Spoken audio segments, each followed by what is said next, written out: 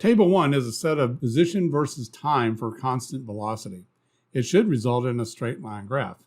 In my example here, you see the fitted line, the equation Excel used to fit the data, and the fitted line is projected to the y-intercept. These are all part of the expectation of graphs in this lab, along with proper axes labels and a proper title to the graph. If I compare this result to the generic equation displacement equals velocity times time, then the fitted equation tells me the slope must be the constant velocity, since along the horizontal or x-axis we have plotted time, and along the vertical or y-axis we have plotted position. What are the units of the slope to verify that this is in fact the velocity? Remember that the definition of slope is the change in y over the change in x. Since I have meters as the unit for my vertical axis and seconds as the unit for my horizontal axis, then the units of the change in y over the change in x would be meters divided by seconds. This is a proper unit for velocity. So the slope must represent a constant velocity. For part 1, there should be a constant velocity, and the slope should compare to it if the units for both are the same. This also assumes that we adjust the significant digits of the slope to match with the significant digits of the constant velocity in part 1.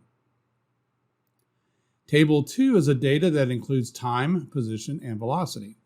Plot the displacement versus time just as in part 1. The graph this time is not linear.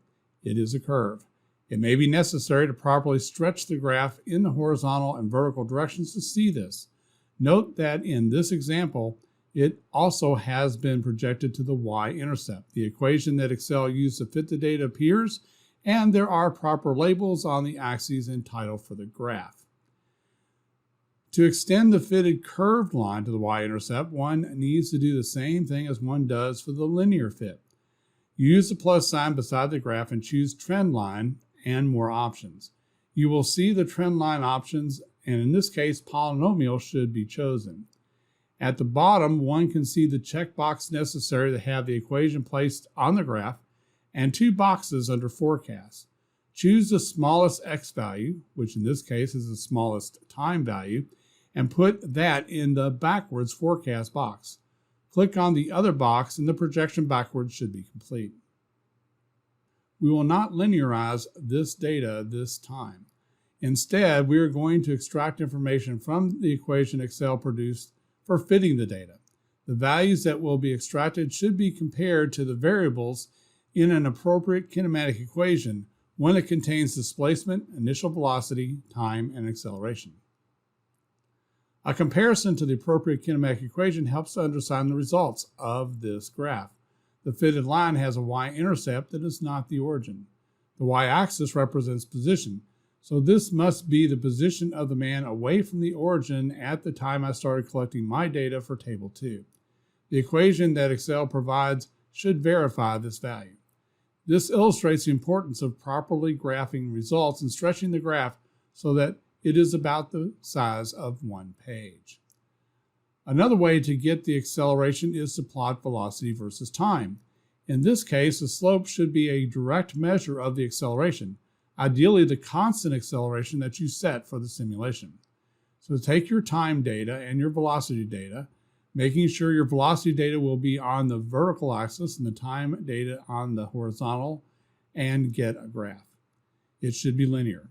Excel will give you the equation it used to fit the data.